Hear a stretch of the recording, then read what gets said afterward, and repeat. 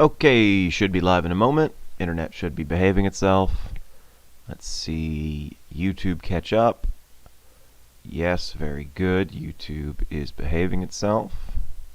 There we go. Okay, so the internet cut out last time. We should be right here with choices.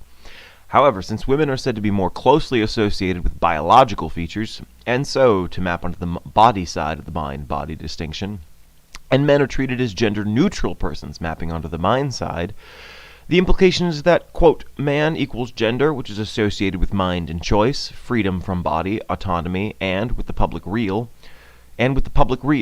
while woman equals sex, associated with the body, reproduction, quote, natural, unquote, rhythms, and the private realm, unquote, Prokopnik, 1999, page 103.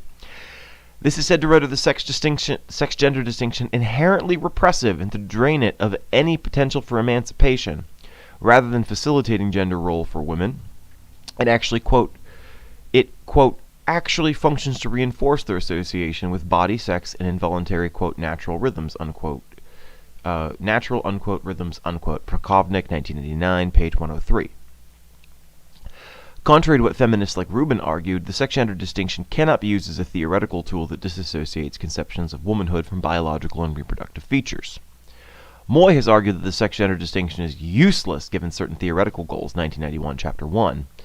This is not to say that it is utterly worthless. According to Moy, the sex-gender distinction worked well to show that the historically prevalent biological determinism was false. However, for her, the distinction does no useful work, quote, when it comes to producing a good theory of subjectivity, unquote, 1989, page 6, and, quote, a concrete historical understanding of what it means to be a woman or a man in a given society, unquote, 1999, pages 4 through 5. That is, the 1960s distinction understood sex as fixed by biology without any cultural historical dimensions. This understanding, however, ignores lived experiences and embodiments of as aspects of womanhood and manhood by separating sex from gender and insisting that womanhood is to do with the latter.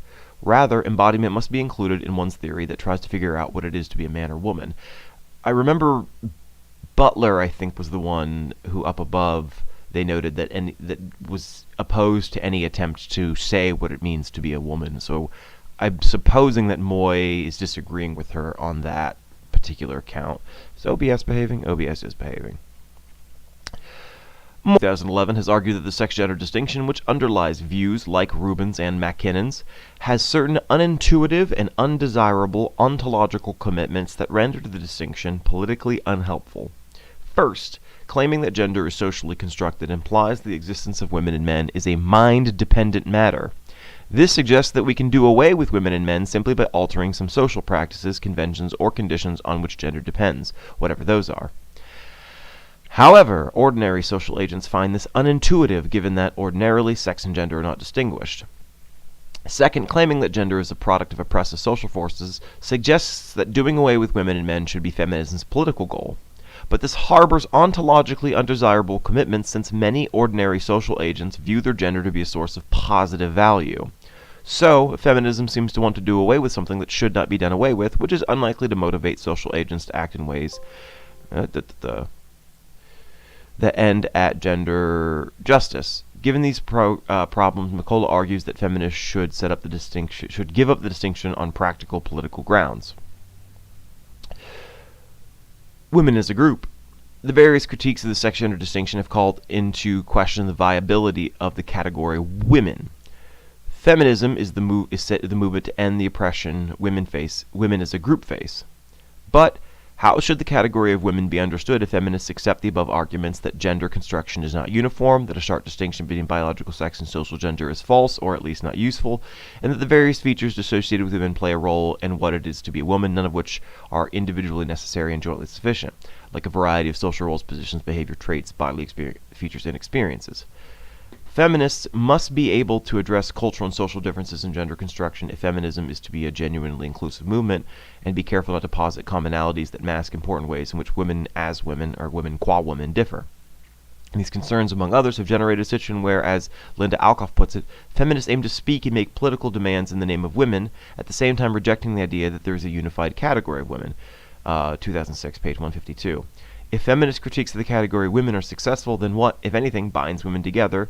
What is it to be a woman, and what kinds of demands can feminists make on behalf of women?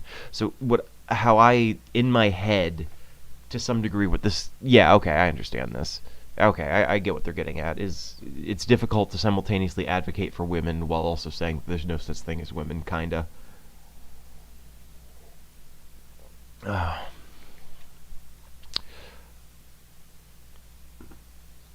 My guess is that the people arguing for the destruction of the category of women think that the destruction of that category would effectively do the trick of equalizing the genders. But again, I can kind of see what we're getting at here. Many have found the fragmentation of the category of women problematic for political reasons, e.g. Alkoff 2006, Bach 2011, Ben Habib 1992, Fry 1996, Hoslinger 2000, B. Hayes 2000, Martin 1994, McCullough 2007, Stollier 1985, Stone 2004, and Tanesini 1996, Young 1987, and Zach 2005. For instance, Young holds that accounts like Spellman's reduce the category of woman to a gerrymandered collection of individuals with nothing to bind them together, 1997, page 20.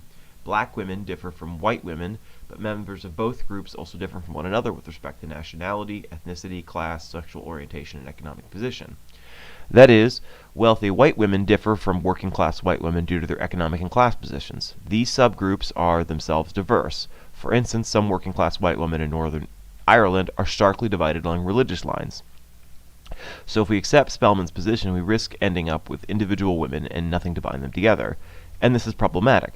In order to respond to oppression of women in general, feminists must understand them as a category in some sense.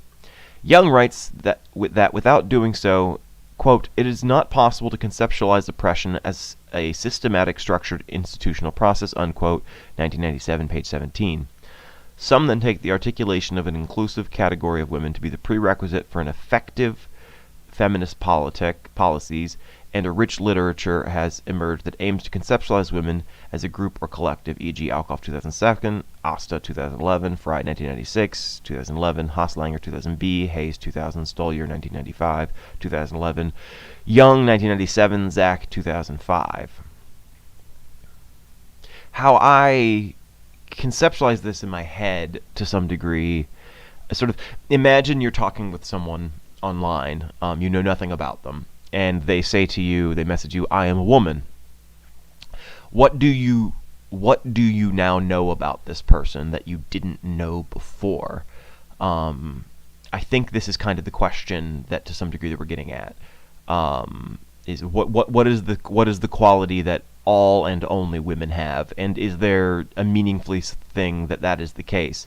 Although, again, as we mentioned earlier, if gender is a cluster conception, that means that that gender is sort of a cluster or collection of traits, and basically if you have the preponderance of them, that sort of adds you to that category, but there's no one particular trait that you need to have in order to be, part of that category. If I remember correctly, Wittgenstein considered the word games to be kind of a cluster concept, that there was nothing that binds all and only all the games together, but that everything we think of as a game, it sort of has certain shared traits, but that tend to be kind of clustered together around the idea.